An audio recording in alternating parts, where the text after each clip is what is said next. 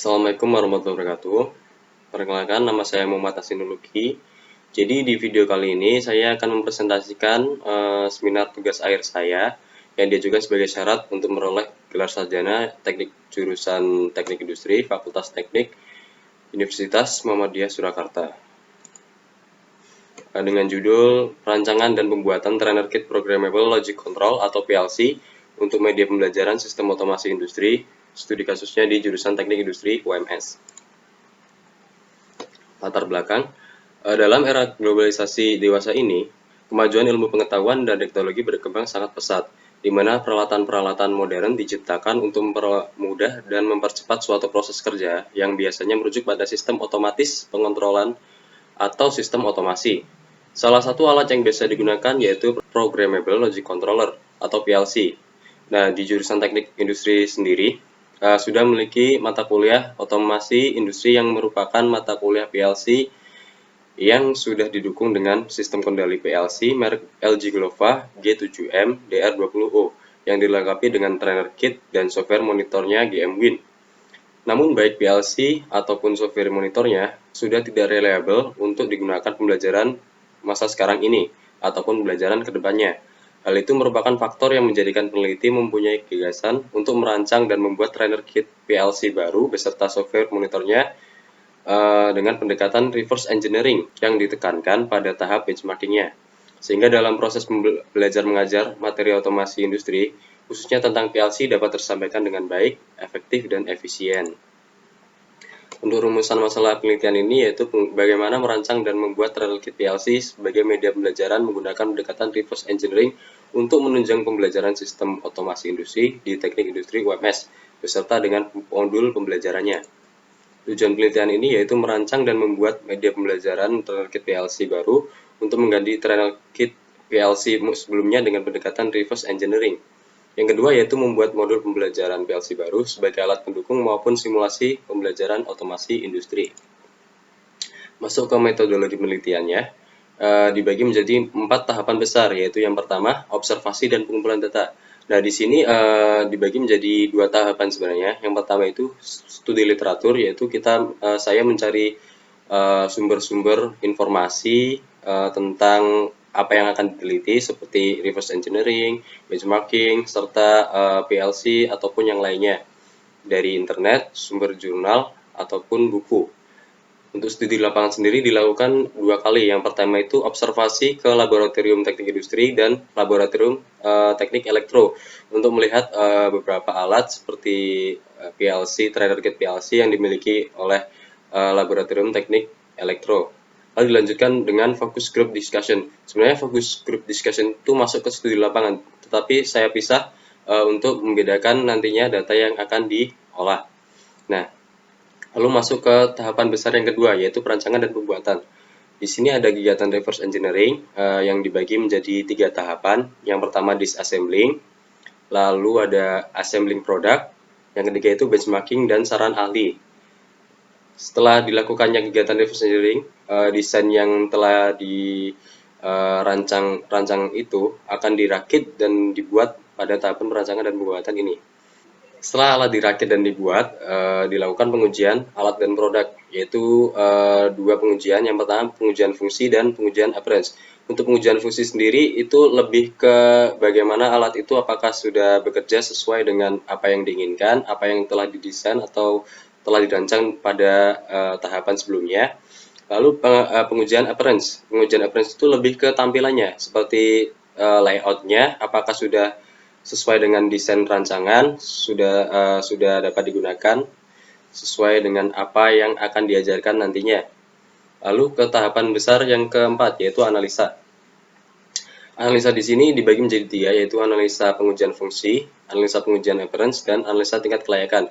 Untuk analisa pengujian fungsi dan appearance ini diambil dari pengujian yang dilakukan sebelumnya, yaitu pada pengujian alat. Nanti akan dianalisa pada tahapan ini. Lalu masuk ke analisa tingkat kelayakan, yaitu untuk mengetahui seberapa layak alat ini digunakan untuk media pembelajaran sistem otomasi industri di Teknik Industri UMS ini. Masuk ke hasil dan pembahasan. Yang pertama itu tahapan besar yang pertama, observasi dan pengumpulan data. Setelah dilakukannya studi literatur dan studi lapangan observasi ke laboratorium, lalu dilakukan focus group discussion.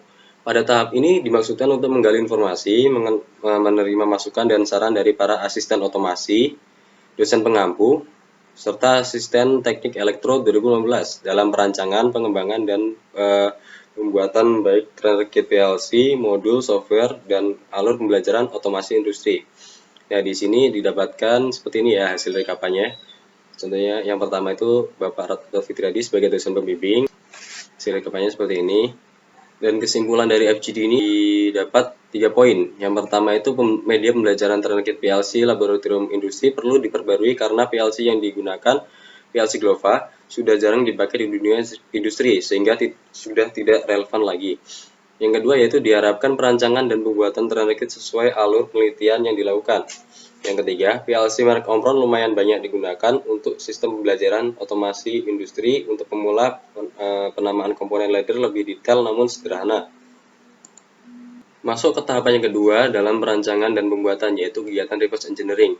Nah, dalam reverse engineering ini sendiri dibagi menjadi beberapa langkah lagi. Seperti yang pertama itu disassembling product. Tujuan tahapan ini itu untuk mengetahui prinsip kerja dan mengidentifikasikan komponen apa saja yang digunakan serta layout seperti apa khususnya pada kasus ini. Pada tahap ini, saya melakukan breakdown Trendkit PLC yang dimiliki Laboratorium Teknik Industri yaitu Trendkit PLC Glova. Setelah dilakukannya pembongkaran, didapatkan jenis-jenis komponen menjadi penyusunan alat Trendkit PLC Glova. Memiliki rangkaian beberapa input atau output. Pada controller PLC LG Glova memiliki sebanyak 12 jalur input dan 8 jalur outputannya. Selain itu juga terdapat input internal atau saklar dan eksternal yang berguna untuk memberikan masukan data kepada PLC LG Glova ini. Dimensi Trendkit ini sebesar 20 cm dikali 30 cm. Komponen penyusunnya yaitu PLC LG Glova, semuanya dibuat dengan fabrikasi dan harus dibeli. Tujuannya dilakukan untuk mengetahui dari konstruksi dari susunan alat Trendkit PLC dan untuk mengetahui cara kerja dari komponen penyusunnya.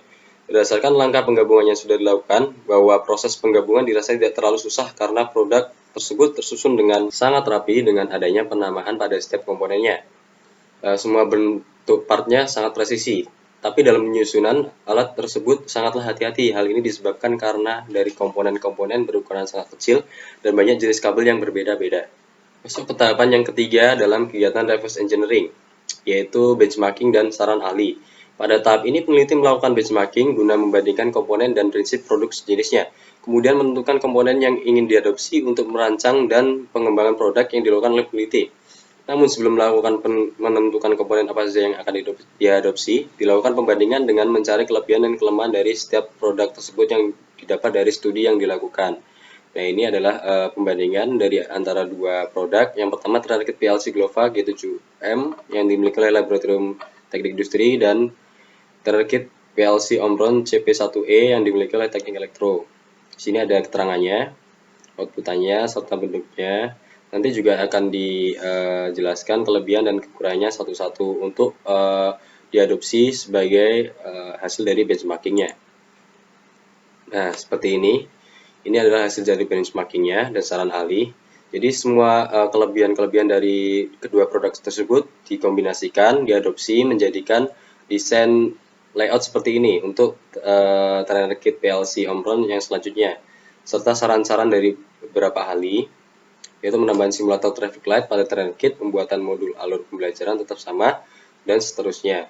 Di sini ahli yang dimaksud itu yaitu ada 3. Yang pertama itu dosen pembimbing, yang kedua asisten otomasi industri tahun ajaran 2019, lalu ada ahli elektronika yaitu Mas Galih, alumni dari teknik UMS. Setelah dilakukannya kegiatan reverse engineering, lalu dilakukan pembuatan dan perakitan Trendkit baru atau Trendkit PLC Omron ini. Pada tahapan ini, peneliti melakukan pembuatan dan perakitan produk atau alat Trendkit PLC Omron yang didasarkan pada tahap-tahap yang dilakukan sebelumnya, khususnya hasil dari tahapan benchmarking dan beberapa saran dari ahli. Pembuatan alat atau produk dilakukan dengan membuat bill of material struktur dari Trendkit PLC Omron terlebih dahulu. Bill of material di sini merupakan daftar dari komponen-komponen yang digunakan dalam pembuatan terrakit PLC Omron beserta definisi dari setiap komponennya. Setelah dilakukan penyusunan Bill of Material, lalu dilanjutkan dengan perakitan produk terrakit PLC Omron yang dilakukan per blok modul sesuai urutan BOM struktur level 1. Lalu dimulai dengan blok modul PLC input, dilanjutkan blok modul indikator lamp, dan seterusnya. Sehingga menjadi seperti ini hasil dari perakitan keseluruhannya. Masuk ke pengujian dan analisa. Jadi pengujian dan analisa yang pertama yaitu tentang fungsi trial kit PLC barunya, pengujian fungsi trial kit PLC baru atau PLC Omron. Nah, di sini analisa pengujian yang dilakukan yaitu tes connecting softwarenya antara CX programmer dengan PLC-nya. Seperti ditunjukkan pada gambar di atas, menunjukkan bahwa terkit PLC berhasil terhubung ke softwarenya CX Programmer yang ditunjukkan pada warna hijau pada ladder dan tulisan Connect to PLC. Maka dapat dikatakan terkit PLC Omron lolos uji Connecting Software CX Programmer. Nah, pengujian fungsi yang kedua yaitu pengujian sumber VDC menggunakan voltmeternya. Pada gambar tersebut menunjukkan bahwa sumber VDC terkait PLC dapat mengalirkan 24 volt DC power yang ditujukan pada jarum voltmeter menunjukkan ke angka 24 volt ketika kabel induktor ditancapkan ke port sumber VDC-nya. Maka dapat dikatakan terkait PLC Omron lulus uji sumber VDC menggunakan voltmeter. Lalu pengujian fungsi terkait yang ketiga yaitu pengujian input-output dengan software CX Programmer-nya. Pada gambar tersebut menunjukkan bahwa blok modul PLC input-outputnya dapat berjalan sesuai perintah ladder, seperti yang ditunjukkan ketika tombol on atau input 0.00 ditekan, lampu indikator 1 menyala dan ditunjukkan juga pada ladder yang berwarna hijau pada CX programmernya. Maka dapat dikatakan kit PLC Omron lolos uji input-output dengan software CX Programmer. Seperti itu. Lalu masuk ke pengujian fungsi simulator atau simulasi traffic light. Pada gambar tersebut menunjukkan bahwa terkit PLC Omron dapat berjalan sesuai dengan ladder simulasi traffic light yang digunakan, seperti yang ditunjukkan ketika tombol on sebagai input 0.00 ditekan. Pilot lamp pada blok simulator menyala secara bergantian sesuai dengan ladder yang dibuat pada CX Programmer. Maka dapat dikatakan terkit PLC Omron lolos uji tes simulasi pada terkit ini. Masuk pengujian yang kedua yaitu pengujian appearance dari terkit PLC baru atau PLC Omron. Yang dilakukan adalah tes pemasangan banana kabelnya. Jadi di sini ada wiring diagramnya yang sudah dibuat untuk simulasi traffic light sederhana. Dan bisa dilihat juga di sini setelah dipasangkan wiring kabel banana terkait PLC dapat dilakukan dengan baik tanpa adanya kendala pemasangan. Nah, maka dapat dikatakan terkait PLC Omron lolos uji pemasangan banana kabel di trainer kit. Nah, masuk pengujian dan analisa yang ketiga yaitu tingkat kelayakan terkait PLC baru atau PLC Omron. Pada analisis tingkat kelayakan dilakukan simulasi kelas terbatas dengan mengirim video presentasi pembelajaran sistem otomasi dengan terkait PLC baru dengan durasinya sekitar 30 menit 21 detik.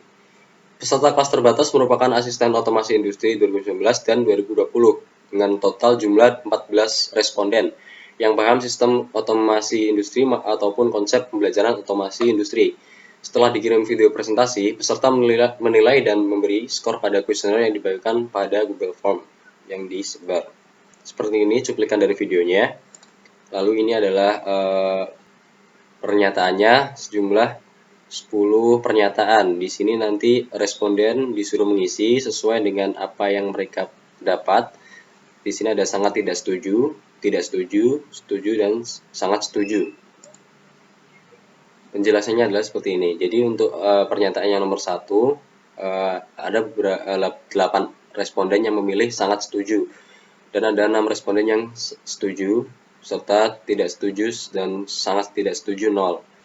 Sehingga dapat disimpulkan alat trainer kit PLC Omron layak sebagai pembelajaran sistem otomasi industri menggunakan PLC di teknik industri UMS. Beberapa faktor yang menjadikan alat ini layak digunakan sebagai pembelajaran sistem otomasi industri adalah responden beranggapan bahwa dengan adanya alat ini memudahkan para asisten otomasi maupun mahasiswa praktikum dalam mendalami sistem otomasi industri.